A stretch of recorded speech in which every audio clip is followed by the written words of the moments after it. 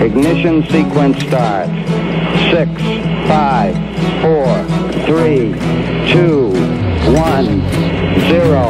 Liftoff. We have a liftoff.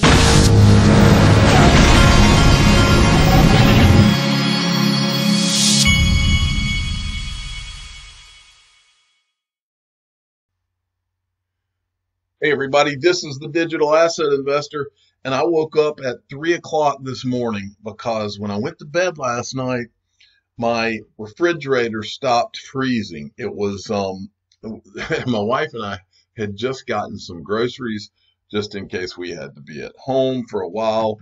And of course, my kids are out of school. You know how the whole event that's going on right now that I'm not allowed to say the word on YouTube. That is so ridiculous. But, everything is kind of shut down. And so my refrigerator went out yesterday evening, and I started freaking out about it in the middle of the night. Woke up at 3 in the morning, went to the store and bought 7 bags of ice, and I spent in the middle of the night, I was taking everything out of our refrigerator, unplugged the refrigerator, hoping that it'll thaw out and get going again. And and in fact, so I thawed the refrigerator out, and I've got all of the groceries in ice in coolers right now. So I'm hoping that when I plug it back in, because I know nothing about this stuff, I'm hoping that it'll work. Okay, meanwhile, I'm staring at CNBC right now. They've just halted trading. The Dow had gone down, I think, 2250, and that triggered a halt. Apparently, they have to halt it at 7%. And then if the Dow goes down 13%, they will halt it again for 15 minutes. And then if it goes down 20%, they will just shut down the stock market for today. All right, now let's get into all this. And I think I've got some more eye-opening information today. First thing, Cryptopolis breaking. The Federal Reserve made an emergency announcement Sunday afternoon by announcing that it would be cutting interest rates to 0. Okay, so now central bank land has gotten as ludicrous can get now, and now we are in a truly terrible situation because now they're showing us that they don't have anything left. All right. XRP Crypto Wolf breaking. Coordinated central bank will enhance the provision of global U.S. dollar liquidity. Central banks of U.S., Canada, England, Japan, Switzerland, and Europe are working to enhance the provision of liquidity via the standing U.S. dollar liquidity swap lines. And then we have this. Let's see what we got. If I can make that go away. I'm pulling up my other screen here. Let's see. Maybe I didn't X that out right. All right. XRP Crypto Wolf. The Federal Reserve cuts interest rates to 0. One launches QE with $700 billion in asset purchases. Announces swap lines with central banks of Canada, Japan, England, Europe, and SNB. The crypto and stock markets should pump because of this news. They're actually doing the exact opposite. They're getting hit. I will be buying as much XRP as I can today. I believe I'm going to have some money that's freed up to do that today. And then Rob Licker sent me this, and this was part of that announcement by this Robert Murphy guy. He says, tucked at the end of the Fed's press release is this interesting feature, which I first saw Josh Hendrickson. In light of the shift to ample reserves regime, the board has reduced reserve requirement ratios to 0% effective on March 26th, the beginning of the next reserve maintenance period. This action eliminates reserve requirements for thousands of depository institutions and will help to support lending to households and businesses. The way I read that is that there's no reserve requirement at these banks to hold dollars. That's the way I read that. So if I'm wrong, somebody let me know. That's scary, by the way. Michelle Vandenberg sent me this. This is from Cryptopolis regarding 0 interest rates. This is a must-watch video that he says here, decoding the elite plan for the world economy. U.S. dollars have value only to the extent that they are strictly limited in supply, but the U.S. government has a printing press that allows it to print as many dollars as it wishes at essentially no cost. Now, let's get into some interesting stuff, folks, because I'm about to kind of lay out for you what I believe is going on here, or what some people think is going on. Jim Rickards, an American lawyer. I just wanted to show you who this guy is. His biography, I've shown this to you before. Graduated from Johns Hopkins in 1973. He's the international studies. He's gone to this school, honors, a BA degree with honors from 1974 from the Nietzsche School of Advanced International Studies. MA in International Economics. He received that's a law degree from the University of Pennsylvania. And then an LLM in taxation from New York University. And he was anyway, this guy is a well-known and well-respected guy in economics. He's a gold bug and the whole thing. Okay, now let's look at a couple of things that he had to say. The first is at 725. Listen up, folks. They have no dry powder. They have no capacity to deal with the next crisis in the way they dealt with the last one. The only source of liquidity in the world, the only clean balance sheet left in the world, is the International Monetary Fund. So the next time there's a crisis, which is, as I say, could be any day, it's definitely imminent, the only source of liquidity is going to be the IMF world money, which they have a funny name for it. They call it the special drawing right, or SDR. But just think of it as world money. They don't want to call it world money because that would scare people, but that's what it is. They will print trillions of SDRs. Notice I didn't say trillions of dollars, trillions of SDRs. That's where the money will come from to reliquify the system next time. But that will mean the end of the dollar as the benchmark global reserve currency. Now, just to be clear, it won't mean the literal end of the dollar. We'll still have dollars, but it'll be a local currency like Mexican pesos or Turkish lira. We'll have them for walking around money in the United States, but it won't be the benchmark for the world. That will be the SDR. And that will be obviously a major transformation, highly inflationary.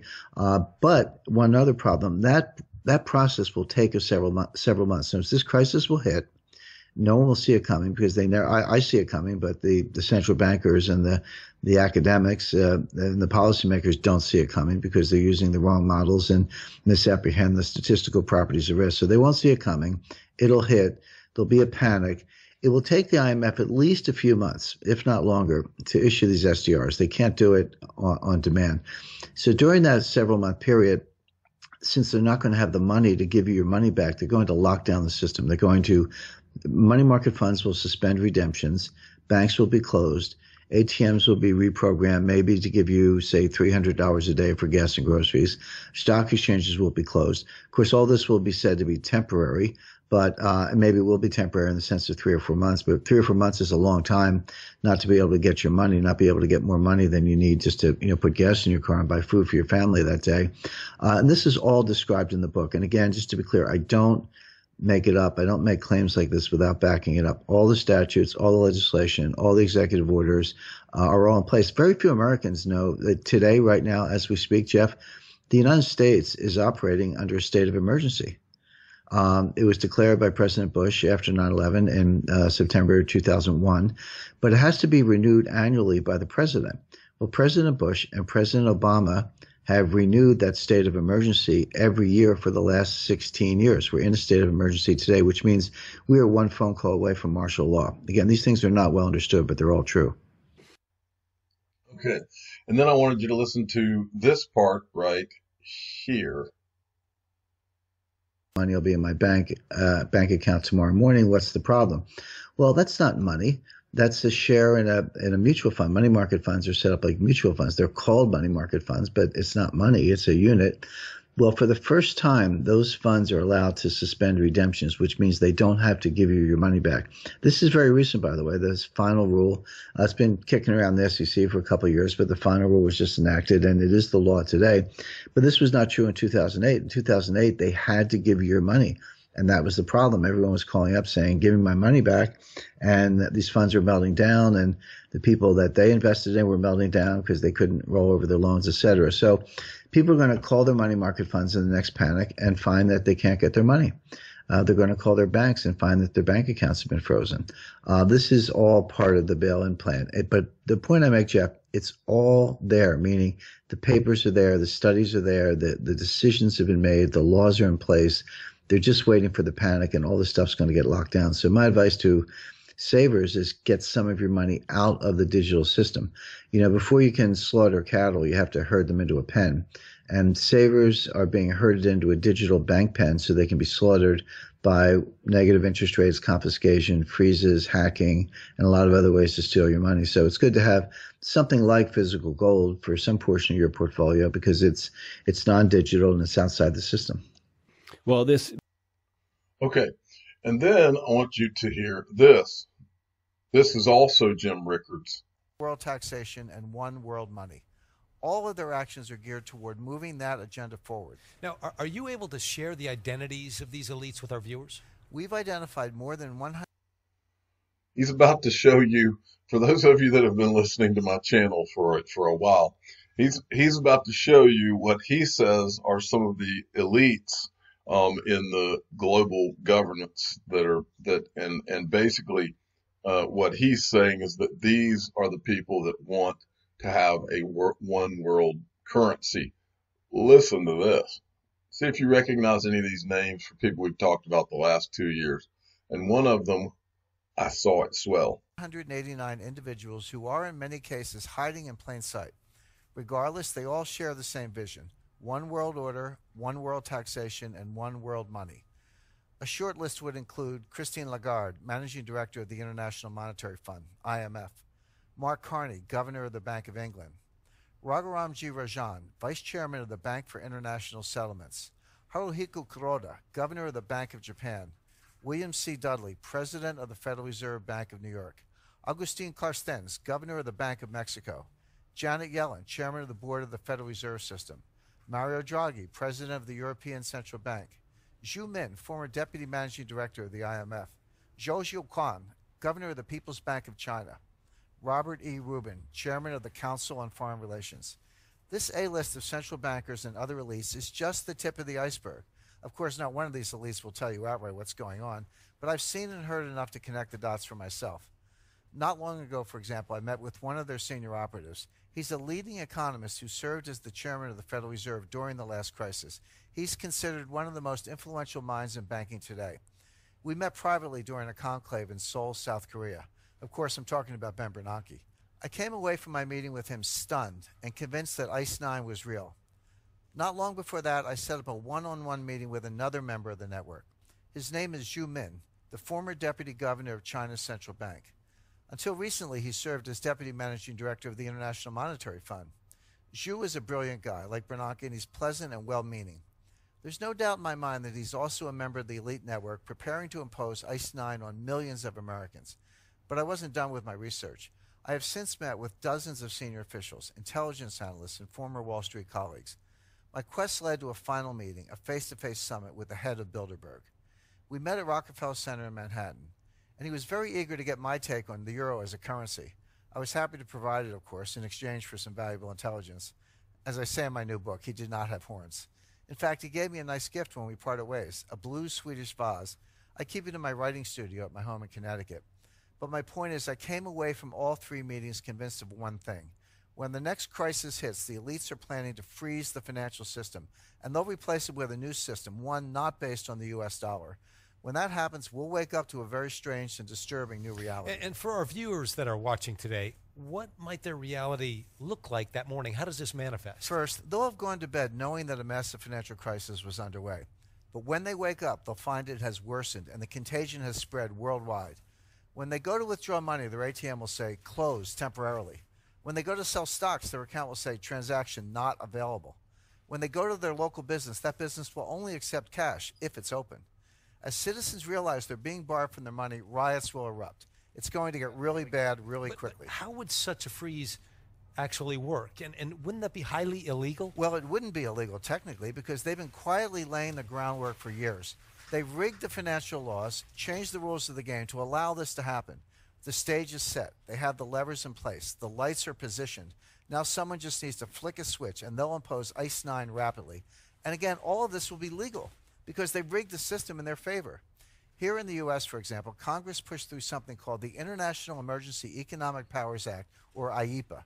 This allows the government to freeze accounts, assets, even whole institutions at will. The only condition is that there's some threat to national security with a foreign connection. Of course, with a global market, every financial crisis has a foreign connection. Any systemic crisis fits the bill. And the thing is, when the next crisis hits, it's going to be so bad, President Trump won't have any choice but to go along with the elite's plan. Wow. That is, you have to admit, that sounds somewhat hard to believe. Now, how could these operatives actually freeze a whole country's financial system? Well, fortunately, we have some recent real-life examples to study. The elites have been conducting a series of dry runs for years, leading up to ICE 9. Look at Cyprus, for example. A few years ago, the Cypriot economy was in trouble, especially the banks.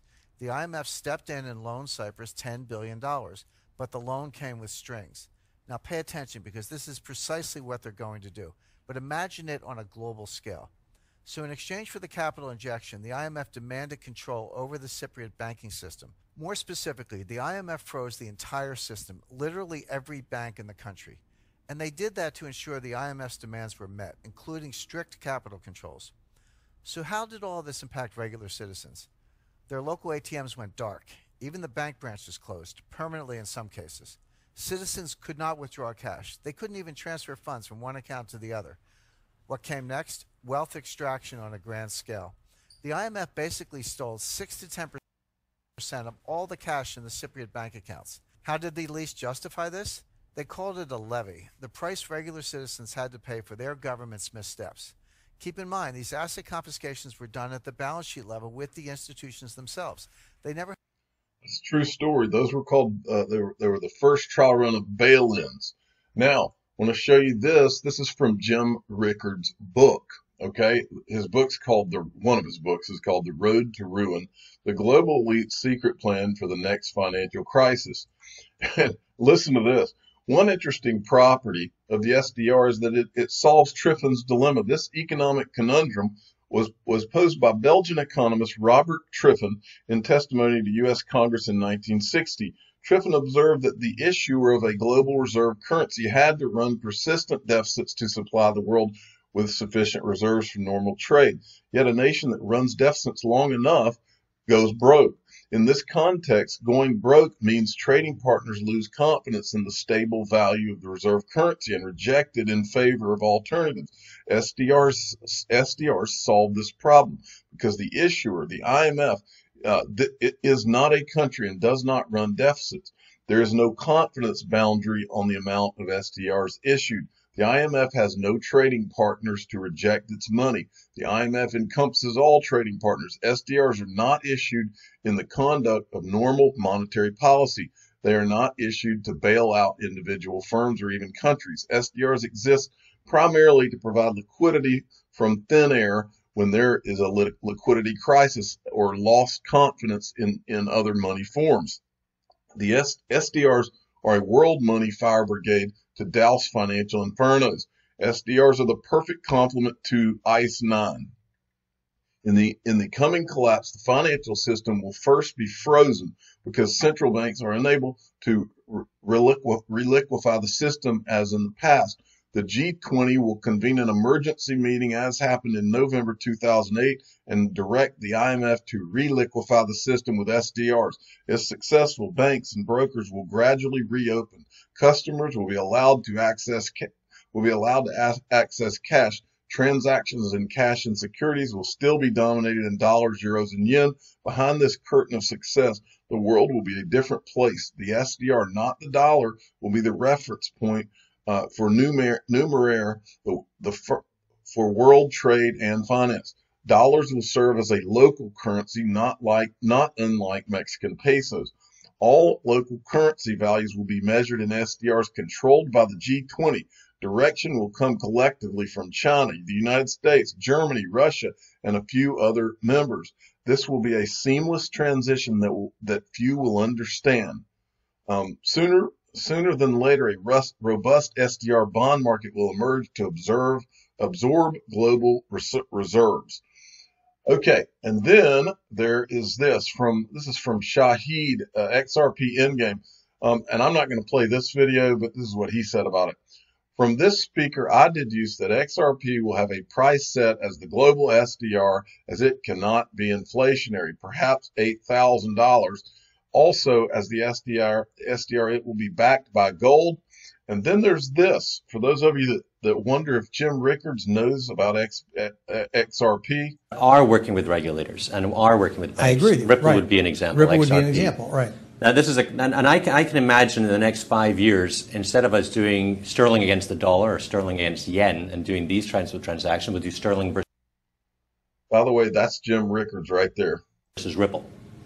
And the reason being, I'm going to go back and are working with banks. I agree. Ripple would be an example. Ripple would be an XRP. example, right. Now, this is and I can imagine in the next 5 years, instead of us doing sterling against the dollar or sterling against yen and doing these kinds of transactions, we'll do sterling versus Ripple. And the reason being, dollar right now is a 2-day settlement. With something like Ripple, you could do settlement in seconds. And I think that there's a future there where the guy that's trading spot FX today will be trading spot FX against Ripple in the future, in the next 2 or 3 years. So I think that Ripple has a great future because it's right now supported by all the banks and by all the regulators. And it has an elastic monetary base, right? So well, if we take that and you go to the blockchain ledger, if you take that concept that you're discussing, I have no problem with it. I agree with it. But you're talking about money. You're talking about transaction, a medium of exchange.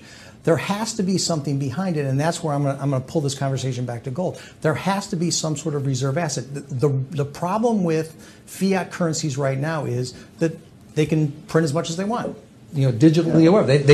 It's not tied to anything, and so as a result, the value of the money can be negated. It can be destroyed over time, and it is destroyed over time. I think one of the biggest sales pitches that folks that enjoy Bitcoin talk about is the fact that it's finite. And yet you have a fork, and boom, here's another currency based off of this one. You have another fork, more currency, another fork, more currency. The fact that it's finite it's hardly finite. Is actually one of the worst things about Bitcoin, and it shows that really smart developers and really smart engineers don't know anything about monetary economics. Because if you understand monetary economics, you don't want hyperinflation, you don't want money everywhere, but the money supply has to grow a little bit. As the economy is growing, if the money supply doesn't grow and the economy is growing, that's inherently deflationary. Each coin is going to get you more and more because you've capped it out. Well, if it's deflationary, if you look at, say, the dollar, M0, M1, M2, M3, et cetera, what you find is that most of the money in the world isn't really money, it's credit. Credit is what makes the world go round. People borrow, if you have money and I borrow from you and I give you a note and I lend it to Boz and she gives me a note, all of a sudden it's like $3 around. Well, it was really only $1. We got 2 notes. But the point is, credit is what makes the money supply expand to go along with the economy. Those that are. Okay, enough of that. Now I want to show you a document from the IMF. I remember this document when it came out, and I remember thinking how odd that this document was. But look at this. This is from the IMF blog, cashing in how to make negative interest rates work, as if they're dying to have negative interest rates. And here's how to make it work. I'm going to read a lot of this to you because it's so amazing when you hear it. Many central banks reduced policy interest rates to 0 during the global financial crisis to boost growth. 10 years later, interest rates remain low in most countries. While the global economy has been recovering, future downturns are inevitable. Severe recessions have historically required 3 to 6 percentage points cut in policy rates. If another crisis happens, few countries would have that kind of room for monetary policy to respond. To get around this problem, a recent IMF study shows how central banks can set up a system that would make deeply negative interest rates a feasible option. Okay, so how low can you go? In a cashless world, there would be no lower bound on interest rates. A central bank could reduce the policy rate to, say, 2% to -4% to counter a severe recession. The interest rate cut would transmit to bank deposits, loans, and bonds. Without cash, depositors would have to pay the negative interest rate to keep their money with the bank, making consumption and investment more attractive. This would jolt lending, boost demand, and stimulate the economy. When cash is available, however, cutting rates significantly in a negative territory becomes impossible. Cash has the same purchasing power as bank deposits, but at 0 nominal interest rate. Moreover, it can be obtained in unlimited quantities in exchange for bank money. Therefore, instead of paying negative rates, one can simply hold cash at zero interest rate. Cash is a free option on zero interest and acts as an interest rate floor. Because of this floor, central banks have resorted to unconventional monetary policy measures. The euro area, Switzerland, Denmark, Sweden, and other economies have allowed interest rates to go slightly below zero, which has been possible because taking out cash in large quantities inconveniently and costly, for example, storage and insurance fees. These policies have helped boost demand, but they cannot fully make up for lost policy space when interest rates are very low. Breaking through zero. One option to break through zero lower bound would be to phase out cash, but that is not straightforward. Cash continues to play a significant role in payments in many countries. To get around this problem, in a recent IMF staff study and previous research, we examined a proposal for central banks to make cash as costly as bank deposits with negative interest rates, thereby making deeply negative interest rates feasible while preserving the role of cash. The proposals for a central bank to divide monetary base into two separate local currencies, cash and electronic money, e-money. E-money would be issued by only electronically and would pay